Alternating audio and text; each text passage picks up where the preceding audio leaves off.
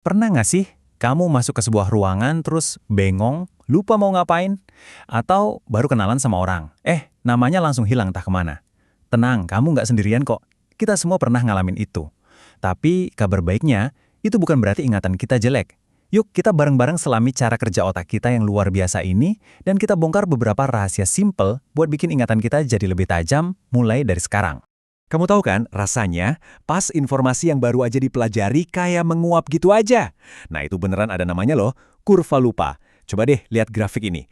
Nyeri banget kan turunnya? Cuma dalam sehari, kita bisa kehilangan hampir setengah dari apa yang kita pelajari. Dan coba lihat, sebulan kemudian, hampir semuanya bablas. Ini bukan karena ingatan kita payah ya. Ini emang cara kerja standar otak kita buat efisiensi. Dia buang informasi yang dianggap nggak penting. Tapi, tenang aja. Kurva itu bukan takdir. Ada caranya buat ngelawan. Nah, di sini kita bakal bongkar semuanya. Pertama, kita kenalan dulu sama musuh kita. Kenapa sih kita bisa lupa?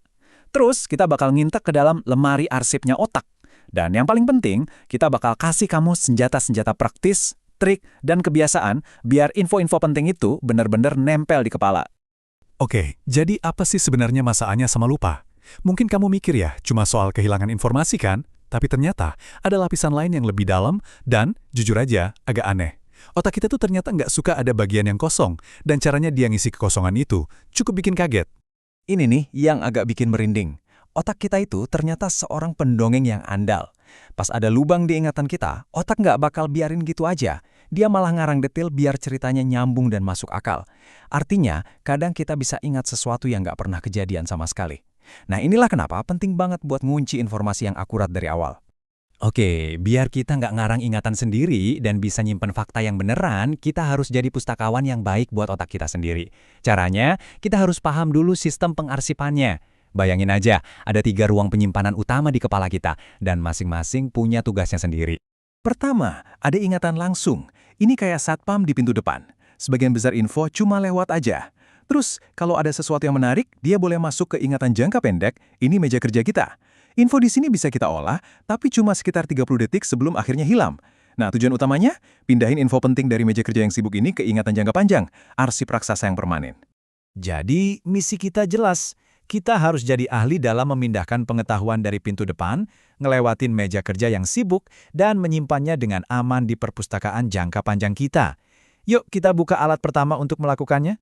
Langkah pertama buat bangun ingatan super adalah beres-beres.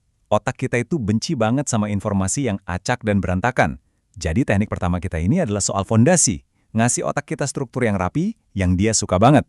Coba deh, lihat deretan angka di layar. Saya kasih 3 detik buat hafalin. Siap? Agak susah kan? Rasanya kayak ngejar angin. Itu karena otak kita emang nggak dirancang buat ngolah data mentah yang panjang dan nggak beraturan kayak gitu. Sekarang, coba lihat angka yang sama, tapi udah diatur kayak gini. Jauh lebih gampang kan? Otak kamu bisa langsung nangkep. Ini trik simple, tapi kuat banget. Namanya chunking atau dipecah-pecah. Dengan ngelompokin info jadi potongan-potongan kecil, kita itu kayak nyuapin otak kita pakai porsi yang pas. Nah, kalau kamu penasaran seberapa besar potongannya, ini dia angka ajaibnya, 7. Penelitian klasik nunjukin kalau ingatan jangka pendek kita itu paling nyaman ngolah sekitar 7 hal, bisa kurang atau lebih 2. Itulah kenapa nomor telepon dan banyak hal lainnya sengaja dipecah-pecah jadi kelompok kecil biar gampang diingat. Selain dipecah-pecah, kita juga bisa kelompokkan. Otak kita itu secara alami suka banget nyari pola. Daripada ngapalin daftar belanjaan yang acak, jauh lebih gampang kalau kita kelompokkan. Sayuran, produk susu, daging. Dengan cara ini, kita kayak bikin folder di kepala yang bikin proses manggil ulang informasinya jadi jauh lebih cepat dan efisien. Oke, sisi logis dari ingatan udah kita bahas. Sekarang, waktunya kita jadi sedikit lebih kreatif. Bagian ini isinya tentang nge-hack otak kita, pakai teknik-teknik yang kadang aneh, seru, dan pastinya efektif banget buat bikin informasi bener-bener nempel. Pernah dengar kan? Jembatan keledai? Nah, itu namanya alat mnemonik. Ini cara cerdas buat nyambungin informasi baru ke sesuatu yang udah kita kenal. Contoh klasiknya ya akronim kayak Mejiku, Hubiniu buat ngapalin warna pelangi.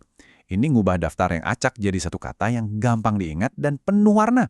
Selanjutnya, ada teknik super kuno dari zaman Yunani, tapi masih dipakai sama para juara memori dunia. Istana memori. Gini caranya. Coba bayangin tempat yang kamu hafal luar dalam, misalnya rumah kamu. Terus, ambil barang yang mau kamu ingat dan secara mental taruh di lokasi-lokasi yang jelas di rumah itu. Nanti, buat ngingatnya, kamu tinggal jalan-jalan lagi secara mental di rumah kamu dan lihat barang-barang itu. Dua alat super kreatif lainnya adalah cerita dan gambar. Otak kita tuh payah nginget fakta, tapi jago banget nginget cerita. Jadi, coba deh rangkai informasi yang membosankan jadi sebuah narasi singkat. Ini akan ngasih konteks dan kaitan emosional. Sama juga dengan gambar. Otak kita tuh prosesor visual yang canggih. Mengubah konsep jadi gambar di kepala, atau bahkan cuma coretan simpel, itu bakal ngaktifin bagian otak yang beda, dan bikin jalur ingatan kedua yang lebih kuat. Dan ini nyambung ke salah satu trik paling asyik.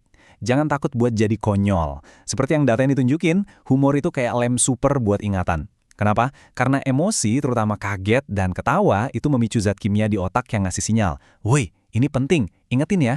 Jadi semakin aneh dan lucu asosiasi mental yang kamu buat, semakin nempel dia di kepala. Oke, kita udah punya alat-alat buat ngatur dan trik-trik kreatif. Tapi, semua itu nggak akan ada gunanya tanpa fondasi yang benar. Bagian terakhir ini adalah tentang dua kebiasaan paling penting yang akan mengubah ingatan jangka pendek jadi pengetahuan seumur hidup. Kalau ada satu rahasia buat ingatan jangka panjang, inilah dia, pengulangan aktif. Setiap kali kamu secara sadar manggil ulang dan ngucapin sebuah informasi, kamu itu lagi nebelin jalur saraf di otak. Kayak jalan setapak di hutan, makin sering dilewatin, makin jelas jalannya. Nah, ngucapinnya dengan suara keras itu lebih ampuh lagi karena kamu melibatkan lebih banyak indera. Latihan kecil setiap hari itu jauh lebih baik daripada SKS alias sistem kebut semalam. Tapi kerja keras aja nggak cukup, kamu juga butuh istirahat yang cerdas. Saat kamu istirahat, otak kamu itu nggak berhenti kerja loh. Justru dia masuk ke fase penting namanya konsolidasi, di mana dia sibuk mindahin info dari meja kerja jangka pendek ke perpustakaan jangka panjang. Siklus belajar yang optimal itu seringnya kayak gini, 50 menit kerja fokus, terus 10 menit istirahat total buat ngasih otak waktu beres-beres. Jadi, kita udah lihat kan kalau ingatan itu bukan sesuatu yang kita punya, tapi lebih ke sesuatu yang kita lakukan. Kita udah bahas cara ngaturnya pakai chunking, ngehack pakai cerita dan istana memori, dan ngelatihnya pakai pengulangan. Pertanyaannya sekarang adalah, dari semua alat tadi, mana yang bakal kamu coba duluan? Coba deh pilih satu dan mulai bangun ingatan yang lebih kuat hari ini juga.